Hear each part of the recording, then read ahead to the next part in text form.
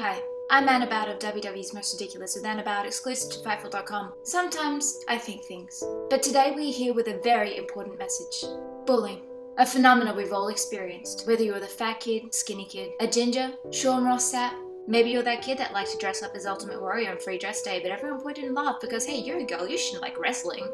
We've all experienced bullying. But as we all grow older, one day you wake up and realize that you're at the top of the corporate ladder and you are finally the one in the position of power. But don't be a dick. We believe in you. Be better than the dick. This message was powered by Nats.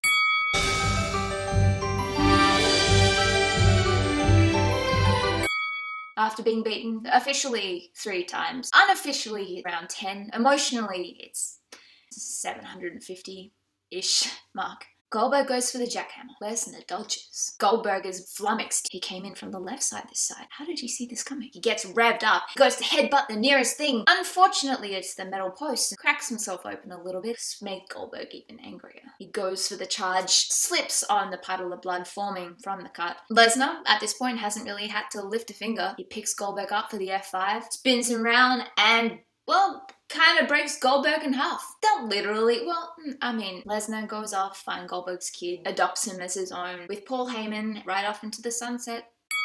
Sister Abigail enters a surprise entrance. Everyone's stunned. They've never had to face the undead before. Hogsworth, in all his chivalrous, manly glory, steps up to defend his girlfriend. She takes him on Exorcist style, bends and cracks all over the place, kind of vomits over the front few rows of the arena. But it's okay because everyone will already be armed with their Mickey James pant legs, which doubles as poncho, collapses to the ground, writhes a little bit. Human pyrotechnics, I guess you can call it. And then, one by one, Sister Abigail drags each of the women down into her underworld. And she wins the championship belt. But it's okay, because next week on SmackDown Live, all the women come back better and stronger. Come Survivor Series, Raw has no chance.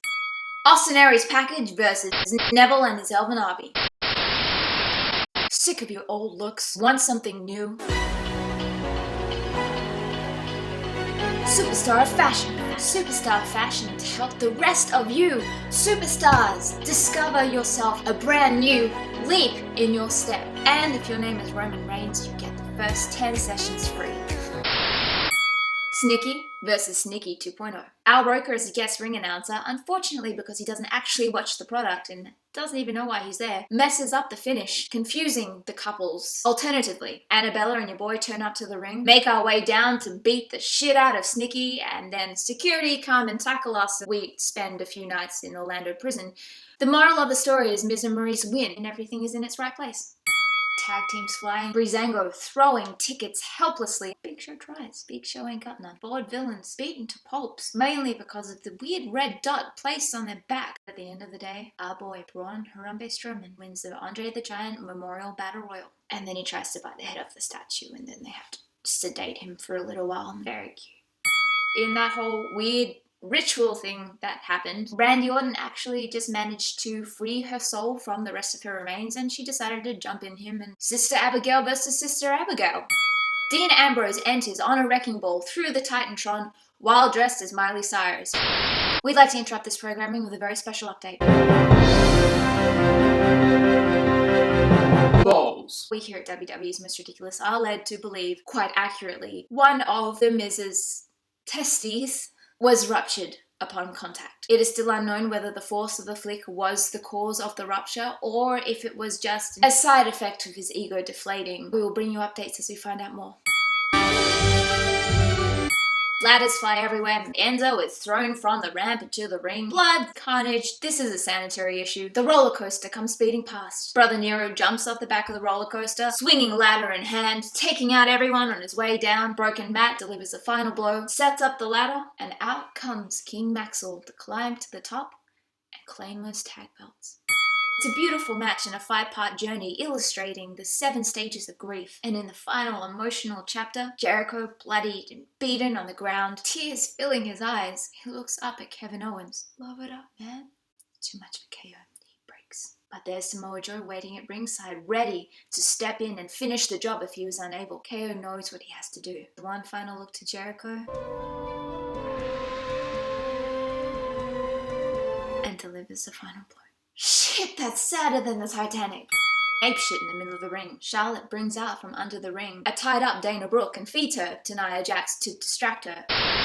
Need a little change in your life? Tired of being good all the time? Hi, I'm Anna Bauert of WWE's Most Ridiculous, and I'm here to talk to you today about Vince McMahon's School of Healing.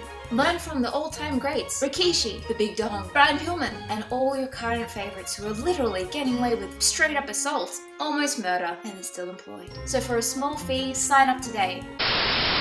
Taker's dung hits. Taker slowly makes his way down the ramp. 20 minutes later, he enters the ring. Roman Reigns' music hits. Roman Reigns is nowhere to be found. The Titantron reveals footage of the previous night. Taker has buried Roman Reigns 6 feet under the ring. I told you this is my yard. And in that moment, a hand rips through the ring and out crawls Roman Reigns, transformed into the demon zombie Reigns. Fired upside down, round and round, loop-de-loop. They make it to the peak of the coaster. The coaster breaks down because, let's face it, that's the most likely option that's actually realistically going to happen out of everything that was said here today. AJ is brought down to safety, but Shane, this is Shane's moment. Shane, from the top of the stuck coaster, flies down with an elbow straight for AJ Styles. AJ Soccer Mom Hair intercepts and beats the shit out of Shane McMahon on the way down. Soccer Mom Hair wins with a pin. It actually starts during the pre-show and finishes somewhere around the 10th hour. They battle through the locker room, they battle through gorilla position, they battle through the halftime show, they battle straight into Pitbull and take him down, and the crowd cheers with victory. Triple H has the final upper hand. He pulls out his mallet from under the ring and smashes the shit out of Seth's knee. It's looking real bad. Seth lying there completely broken, desperate for something, some miracle to occur. 7 deities respond, and out comes Broken Matt Hardy to claim Seth Rollins as the newest member of the Broken faction.